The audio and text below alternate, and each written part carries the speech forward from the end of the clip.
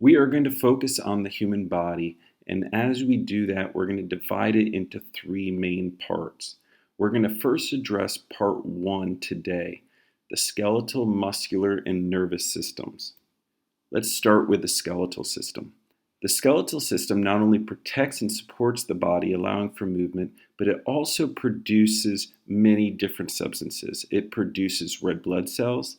It's going to store and release fat, but it's also going to store some important minerals such as calcium.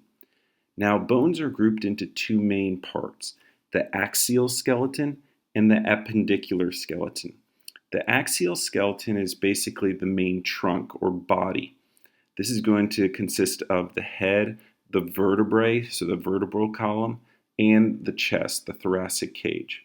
While the appendicular skeleton, the appendages, that's going to be the arms and the legs, the bones of the limbs.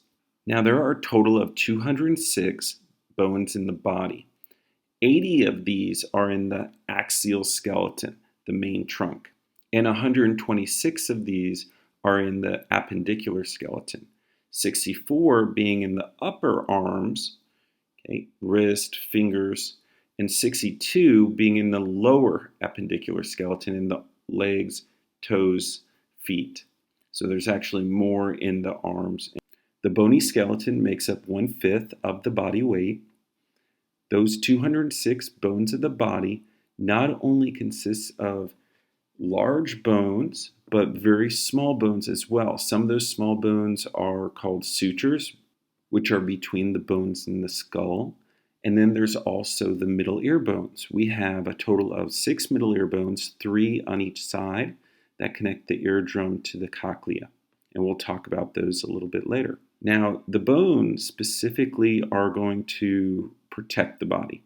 So they're going to protect vital organs such as the heart, the lungs, and the liver. As we said, bones are reservoirs for important minerals. We said such as calcium. They're going to make new cells for blood. And something that a lot of people don't know is that bone tissue is an active tissue. It's a living tissue.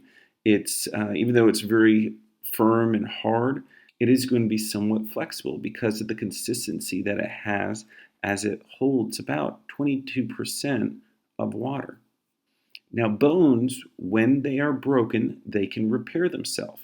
And we're going to talk about some different cells of the bones. A basic bone cell is called an osteocyte. Remember, cyte means cell, osteo means bone.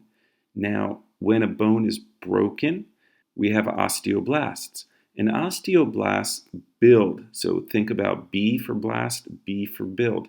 They build up the cell. Now, they may make too much, maybe there's some excess, so there's an osteoclast, and the clast smooths it down and files it down and tears down bone. Now, with osteoporosis, when you have a lack of calcium, when the bones start becoming brittle, you actually have the osteoclast really tearing down a lot of the bone, and that's very harmful. Now you can see the bones in green, which make up the axial skeleton, and then the bones in a yellow color deal with the appendicular skeleton. Now you don't have to know all of these bones. We're not going to focus on these unless this was an anatomy class, then you would have to. But we're going to only focus on some of the main ones, and specifically the long bones. Now bones are classified into 5 main types. Now if you look this up maybe in a textbook or online, they'll probably say that bones are divided into 4 main types or 6 or 7 main types. It does vary. Now, the first one we're going to focus on are the long bones. This includes the femur or the humerus of the arm and leg. This includes the femur or the humerus, the femur which is in the leg, and the humerus which is in the upper arm. Then we have some flat bones, which would be the frontal bone of the skull, sesamoid bones, which includes the patella, which is the kneecap. We have short bones, which include the carpals and tarsals. And then we have irregular bones, which is like the vertebrae. Some Irregular bones would also include the sutures. Now, other resources separate the sutures in their own group. These sutures are the small little tiny bones between each of the bones of the skull. Now let's talk about the long bone. So long bones have three main parts.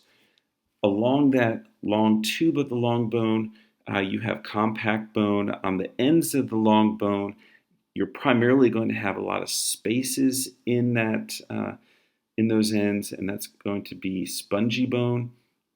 It's not really that it's soft, it's because it has holes and spaces. And then within that long tube in the center, you have red bone marrow, and then red bone marrow will then develop into yellow bone marrow as it loses its blood-making ability, and that happens with increasing age. Now, red bone marrow will produce the three main blood cells: white blood cells, red blood cells, and then platelets, which produces the scab. Now, here are the three middle ear bones, or also known as the ear or auditory ossicles. The ossicles include the malleus, incus, and stapes. The common elementary names for those are the hammer, anvil, and stirrup. But we're going to stick with the scientific names: malleus, which connects to the eardrum.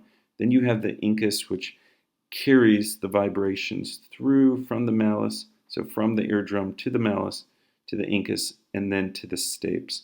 And the stapes looks like that cowboy stirrup that is on the cowboy boot. These main long bones we will need to be aware of. You have the humerus, which is the upper arm bone, which connects to the shoulder. Then in the forearm, you have the radius and ulna. The ulna makes up the elbow.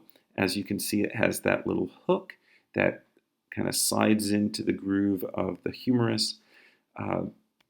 That makes up the funny bone. So the radius and ulna are two bones within your forearm. Then dealing with the leg, just like the humerus, you have the femur. The femur is the thigh bone. Then in the lower leg, you have the tibia and fibula. The tibia is also known as the shin bone. So here we have a microscopic view of an osteon, and inside each of these circular sections, you have these little osteocytes, these little bone cells. These are these small little markings that wrap around in a circle, these dark little blotches. In the center of the osteon, you have the Haversian canal. The Haversian canal allows the bone to receive oxygen. There are some nerves and some capillaries inside, but primarily it allows it to get oxygen without it having a lot of blood vessels. Here you can see the upper portion of the long bone. You can see the spongy bone, those little spots and areas. On the end, the compact bone would not have the little spongy spaces. So we have an osteocyte, which is basically a bone cell. On the left side, we have an osteogenic cell, which produces stem cells, which develop into the osteoblast. And then, as we said before, the osteoblast builds bone, and the osteoclast is going to basically reabsorb or break down and destroy the bone matrix. The human skeleton includes not just bone, but ligaments and cartilage. Make sure you know that ligaments connect bone to bone. Now, you may have heard about ligaments and tendons. Tendons are going to connect muscle to bone, while ligaments are bone to bone. Cartilage can be very flexible, but it can also be very rigid. Some of the flexible cartilage is in the nose and in the ear, but some of the more durable cartilage would be between the vertebrae or around the knee or on the ends of the long bones.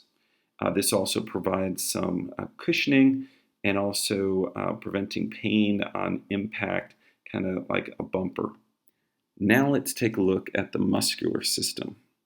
So I'm going to have you memorize all of these. No, we're not going to memorize all of these muscles, but there are 640 muscles in the average human body. We are just going to kind of take a look at how some of these work. And as you can see, some of these, as you skim through, you may be aware of them or you've heard their names before. So the first type is the skeletal muscle. This is voluntary muscle. This is also known as striated muscle. This is going to be the muscle that you think to move your arms and legs for running and for picking things up. This is going to be your skeletal muscle. Now, smooth muscle is the involuntary muscle. This is stuff you're not really thinking about. It's just a natural function in which the organs are digesting and moving things around as digestion occurs. So this is happening in the stomach and small intestine. And then lastly, you have the cardiac muscle. This is the heart muscle, heart tissue. And you can see the specific structure of the heart tissue, how it's very different from the smooth and skeletal muscle. Now, if you have a heart attack, if one has a heart attack, that cardiac muscle is destroyed and then replaced with scar tissue, and the heart cannot function properly as scar tissue is more bulky and rigid. Here you can see the breakdown of the muscle. Basically, you can see the tendon, the fascia there, as the muscle fibers are then broken down into smaller pieces, then eventually into the myofibers. And then what we have is the basic structure of the muscles, how they kind of take turns. As the bicep is working or contracted, the tricep relaxes and extends. And then if I relax the arm, the bicep is now relaxed, but the tricep is contracted and is larger. So it's very important if you're exercising that you work out both of these muscles. And as we said before, the tendon is the fascia, the tissue that connects muscle to bone. Now let's talk about smooth muscle. And the smooth muscle, as we said, is in the digestive organs, and the cardiac muscle makes up the bulk of the heart, okay, to pump blood throughout the body. You can actually see the structures of the heart. You can see the vena cava, the aorta. You can see the superior vena cava, inferior vena cava, inferior meaning going down or below, superior above. You can see the 4 different chambers of the human heart. You can see the 2 atria, the 2 ventricles, the different valves, and the pulmonary veins and pulmonary arteries. Pulmonary meaning sending it to or away from the lungs. So pulmonary means lungs. Now let's focus on the nervous system. The nervous system is divided into 2 parts, the central nervous system and the peripheral nervous system.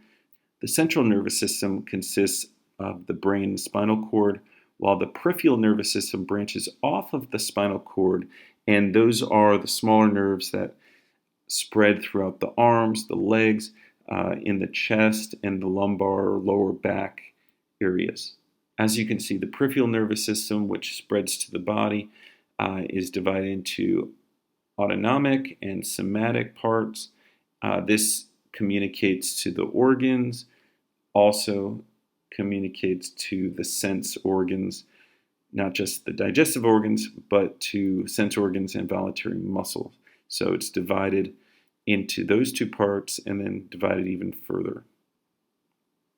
Now, this is a neuron, which is a basic nerve cell. Make sure you know the parts here. Let's start at the top of the neuron, the body of the neuron. Inside the body, you can see the nucleus.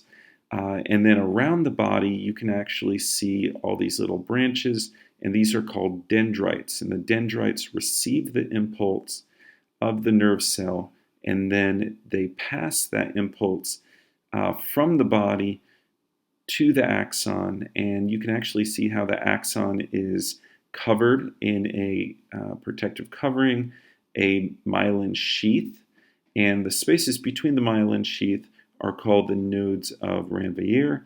And then as the axon kind of continues on to the end, you have these little synapses, and the synapses then connect and transmit from the nerve to a new nerve. So the synapses are actually going to send the impulse to the dendrites of a new nerve. We have some nerves that sense hot and cold, so temperature. So these would be temperature receptors. Then you have some nerves that also detect pain, as well as some nerves that will detect pressure. So the three main types of nerves in the skin will be for temperature, so hot and cold, pain, and pressure. So if something is too hot or too cold that it goes beyond what is detected by temperature, it could definitely lead to being picked up by a pain receptor.